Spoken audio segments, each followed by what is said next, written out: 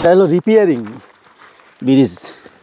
দর্শক, আমি আপনাদেরকে একটা কথা বলি যে আমি কিছু বললে তো দোষ হয়ে যায়, কিছু কিছু মানুষের গায়ে ফোসকা পড়ে, কাটা পড়ে। আপনারা দেখেন যে এই যে একটা ব্রিজ, এইখানে এইটুক মাত্র ছোট্ট একটা ব্রিজ, এরই মধ্যে দেখেন যে এই জায়গাটুকু মানে প্রায় অর্ধেকটা কিন্তু ভেঙে গেছে।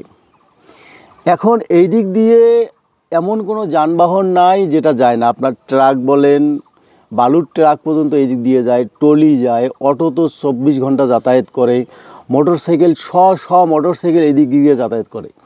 আপনাদেরকে আমি একটা জিনিস দেখাই যে এইখানে দেখেন যে টায়ারের যে দাগগুলো দেখা যাচ্ছে মুড়ি দিয়ে, এটা কিন্তু আসলে অ্যাকচুয়ালি ট্রাক চলে গেছে এই দিক দিয়ে, বালুর ট্রাক।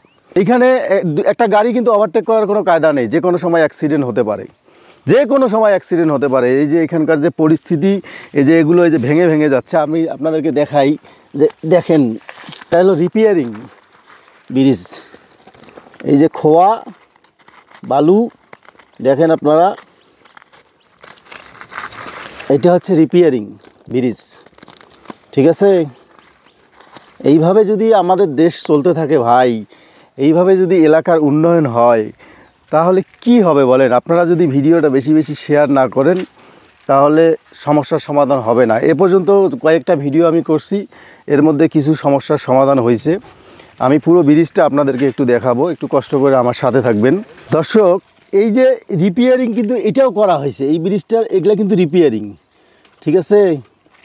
কিভাবে রিপেয়ারিং করা হয়েছে আপনারা একটু দেখেন যে কিভাবে রিপেয়ারিং করা হয়েছে। তাছাড়া এই যে ওইটা রিপেয়ারিং, এখানে কিন্তু কয়েকটা রিপেয়ারিং আছে।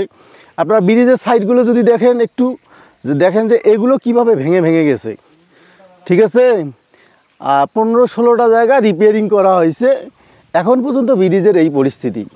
এইখান দিয়ে চলাচল করে আপনার ফুলমতি প্রাইমারি স্কুলের ছোট ছোট বাচ্চারা, ফুলমতি হাই স্কুলের বাচ্চারা, এরপর Naodanga primary high school and college, এই বাচ্চাগুলান, বালারহাট দাখিল মাদ্রাসার বাচ্চা, বালারহাট আদর্শ স্কুল অ্যান্ড কলেজের বাচ্চা। তাহলে এতগুলান বাচ্চা যাতায়াত করে, এখানে যে কোনো মুহূর্তে যে কোনো ধরনের অ্যাক্সিডেন্ট হতে পারে। এই অ্যাক্সিডেন্টের দায়ভার কে নিবে? দর্শক, আপনারা যে জিনিসটা দেখতেছেন যে এই যে ব্রিজটার অর্ধেকটা ভেঙে গেছে, একটা ট্রলি আটকে আছে, এখানে কতগুলো ভুট্টার গাড়ি আটকে আছে।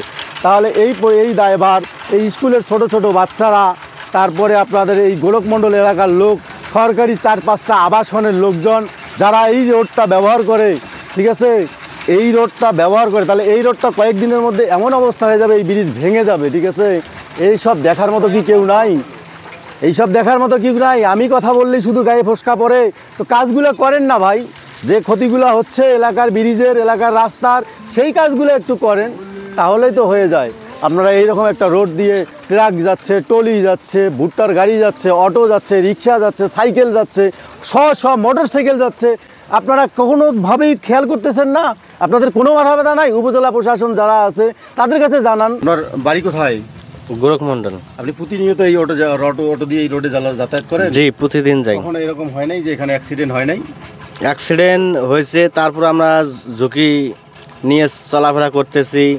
রাস্তা দিয়ে গাড়ি নিয়ে গেলে অনেক ঝাঁকি হয়, মানে কখন যে ভেঙে যাবে সেটা কোনো গ্যারান্টি নাই।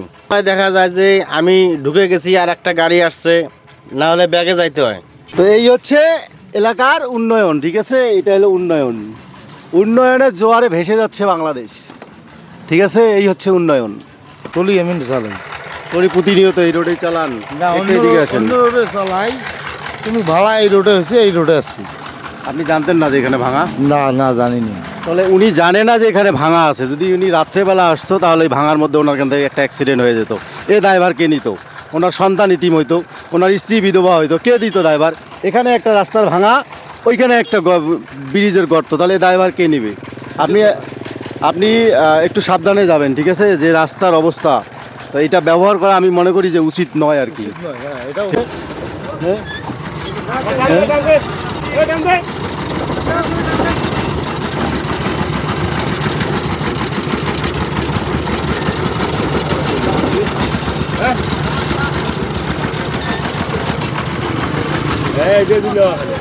দেখলেন আপনারা যে টলিটা কিভাবে গেল, কি অবস্থা আমাদের এলাকার। আমাদের বাড়ি কোথায়, আমরা কোথায় বাস করি?